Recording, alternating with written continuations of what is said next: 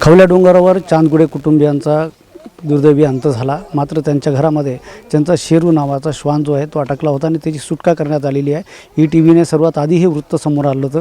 काय मॅडम सांगाल की ETVने सर्वात आधी त्याचं जी माहिती ती समोर आणली होती, आज तुम्ही त्याची सुटका करत आहात, कशा पद्धतीची परिस्थिती होती आणि त्याची सुटका कशी केलेली आहे तुम्ही आता?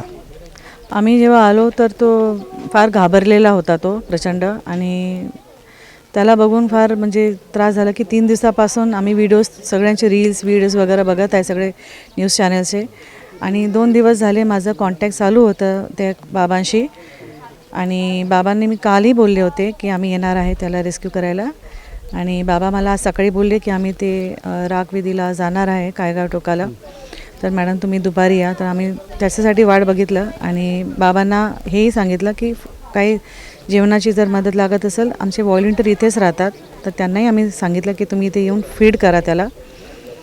पण आमची अपेक्षा अशी आहे की त्याला एक घर भेटावा, म्हणून त्याला इथे सुटका केलेली। आता त्याला कॉर्पोरेशनच्या शेल्टरमध्ये घेऊन जाऊ, जोपर्यंत त्याला तो जरा आमच्यासोबत नॉर्मल होत नाही, आणि लवकरात लवकर त्याचं ॲडॉप्शनचं आम्ही अपील करत आहे की लोकांनी त्याला ॲडॉप्ट करावा। जर कोणाला इंटरेस्ट असेल तर त्यांनी आम्हाला संपर्क करावा।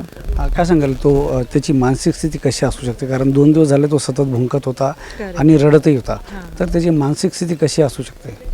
तो फार घाबरलेला आहे, ॲक्च्युली तो बेसिकली तो घाबरलेला आहे आणि वेदनेत आहे। त्याला माहीत आहे कुठे ना कुठे त्याचे आपले लोक नाही आहेत त्याच्यासोबत, आता त्याचे आईवडील नाही आहेत, ते आले नाही, डेफिनेटली त्याला त्याचं वेदना आहे आणि ते बोलू शकत नाही, पण त्यांच्या भावभावनी समजतात। त्यासाठी आम्ही जेवढं प्रेम त्याला देऊ शकतो आहे ते देणार आहे।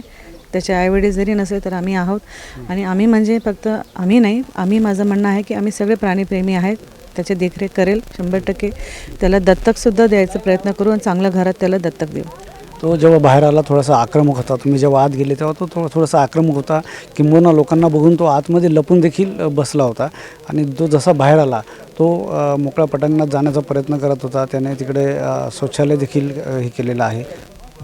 3 दिवस झालेले त्यांनी सुशी काय केलेली नाही आहे, आणि हा जो डॉग आहे तो पेट डॉग आहे शेरू। त्यांना जे पेट्स असतात त्यांना बाहेर शिशू करतात, ते घरामध्ये कधी शिशू करत नाही। त्यांना ट्रेनिंग ऑलरेडी आहे, ते फीचर आहे त्यांच्यामध्ये, इनबिल्ट फीचर आहे। त्यांना साफसफाई स्वच्छता फार आवडते। दुसरी गोष्ट की आम्ही जसं सगळेजण गेले, सगळे लोक सोबत आले, तर ऑब्व्हियसली त्यालाही वाटत असेल हे लोक माझ्याकडे असं अचानक कसं काय येत आहेत आणि काय कारण असेल, तर तो भीतीने घाबरून तुम्ही बघा मागे मागे सरकत होता, आणि त्याचं भुकण्याचं कारण असं आहे की तो स्वतःला बचाव करत होता, तो की माझ्याजवळ कोणी येऊ नका, मी काय केलेलं नाही आहे, असा मेसेज तो देत होता। पण आता तोचे बाबा आल्यामुळे, म्हणजे त्याचे आजोबा आल्यामुळे तो जरा शांत आहे, बसलेले बाबा, तर त्यांच्यासोबत आम्ही त्याला घेऊन जाऊ। आता कधी जर का उपचार करण्याची गरज आहे किंवा त्याला कशा पद्धतीने तुम्ही वागणूक देण्याची गरज आहे आता त्याला खरं म्हणजे आता पहिल्यांदा तर आता सगळ्यात आधी त्याला रेबीजचं वॅक्सिनेशन देऊयात। दुसरी गोष्ट की त्याला आपण जेवढं शक्य असेल त्याला प्रेम देऊयात, आणि मॅक्झिमम की हे जे व्हिडिओ बघत असेल त्याला अपील आहे की त्याने हे ॲडॉप्शनसाठी पुढे या। नक्कीच शेरू घाबरलेला आहे, आणि त्याला आता कुठंतरी उपचारापेक्षा मानसिक आधाराची गरज आहे, आणि ज्यांना अशा पद्धतीचं श्वान दत्तक घ्यायची इच्छा असेल त्यांनी नक्कीच संपर्क करा आणि त्याची जबाबदारी स्वीकारा, असं आवाहन देखील करण्यात आलं आहे। अमित फुटाणे, ETV भारत, छत्रपती संभाजीनगर।